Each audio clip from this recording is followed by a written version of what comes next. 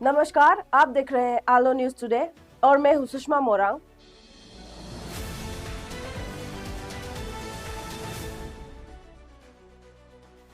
राज्यों के युवाओं के लिए एक बड़ी खुशखबरी आ रही है। डिपार्टमेंट ऑफ यूथ अफेयर्स लेकर आ रहा है एक खास मौका, एनुअल जॉब फेयर, जिसका उद्देश्य है यूथ को रोजगार के अवसर, स्किल डेवलपमेंट और करियर पैथवेज से जोड़ना। ये जॉब फेयर अलग अलग जगहों पर ऑर्गेनाइज किए जाएंगे। 13 अप्रैल को बोमदीला में, 15 अप्रैल को ईटानगर में और 17 अप्रैल को रोइंग में। इस इनिशिएटिव पर बात करते हुए अरुणाचल प्रदेश के मुख्यमंत्री पेमा खांडू ने कहा कि ये एक बेहतरीन प्लेटफॉर्म है जहां युवा नौकरी के मौकों को एक्सप्लोर कर सकते हैं, एम्प्लॉयर्स के साथ इंटरेक्ट कर सकते हैं और अपना फ्यूचर के लिए एक स्ट्रॉन्ग नेक्स्ट स्टेप ले सकते हैं। सरकार का ये प्रयास राज्य के युवाओं को एम्पावर करना और उन्हें सेल्फ रिलायंट बनाने की दिशा में एक महत्वपूर्ण कदम माना जा रहा है। बढ़ते हैं अगले समाचार की ओर। आपसू इलेक्शन से जुड़ी एक इम्पोर्टेंट अपडेट सामने आई है। Assistant health and hygiene secretary के पद को लेकर पेंडिंग कोर्ट वर्डिक्ट पर मोगू लक्ष्मी ने ब्रीफिंग दी। मोगू लक्ष्मी ने बताया कि इस पोस्ट से जुड़ा मामला अभी कोर्ट में है और फाइनल वर्डिक्ट का इंतजार किया जा रहा है। उन्होंने कहा है कि कोर्ट के फैसले के बाद ही आगे की इलेक्शन प्रोसेस को क्लियर डायरेक्शन मिलेगा। उन्होंने ये भी कहा कि इलेक्शन प्रोसेस को ट्रांसपेरेंट और फेयर बनाए रखने के लिए सभी गाइडलाइंस का पालन किया जा रहा है और कोर्ट के डिसीजन का पूरी तरह सम्मान किया जाएगा। फिलहाल सबकी नजर कोर्ट के फाइनल वर्डिक्ट पर टिकी हुई है, जिसके बाद ही इस मुद्दे पर आगे की स्थिति साफ होगी। बढ़ते हैं अगली खबर की तरफ। ICR नाहरलगुन पुलिस ने 27 मार्च को एक एंटी इमोरल ट्रैफिकिंग ऑपरेशन के दौरान बड़ी सफलता हासिल की। इस ऑपरेशन में 7 महिलाओं को रेस्क्यू किया गया और 2 लोगों को गिरफ्तार किया गया। पुलिस के मुताबिक ये रेस्क्यू ऑपरेशन बांदरदुआ एरिया में चलाया गया था, जहां NK लॉज और लवली लॉजिंग से इन महिलाओं को बचाया गया।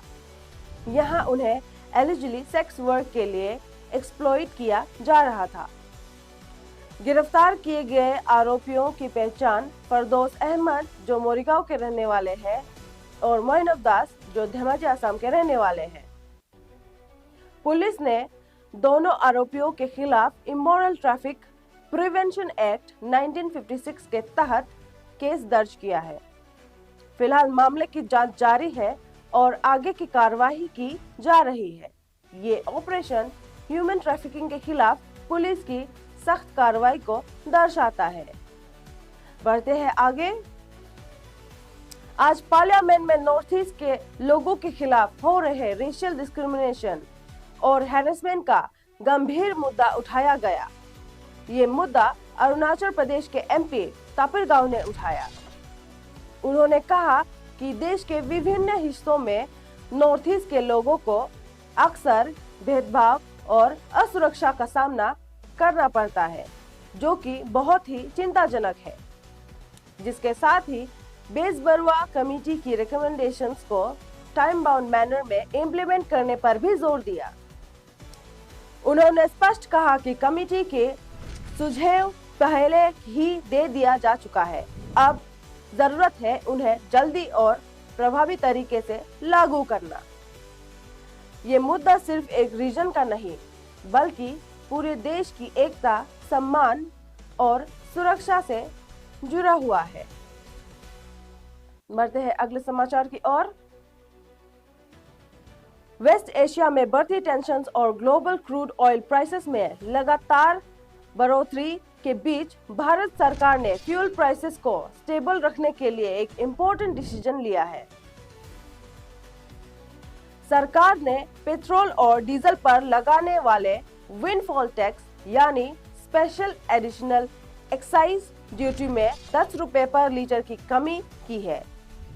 इस फैसले के बाद पेट्रोल पर यह टैक्स अब सिर्फ 3 रुपए पर लीटर रह गया है, जिसके बाद डीजल पर इसे पूरी तरह से हटा दिया गया है। सरकार का कहना है कि इस स्टेप का मेन एम है देश में फ्यूल प्राइसेस को कंट्रोल में रखना और आम जनता पर पड़ने वाले बोझ को कम करना, खासकर इस समय जब ग्लोबल लेवल पर ऑयल प्राइसेस में तेजी देखने को मिल रही है।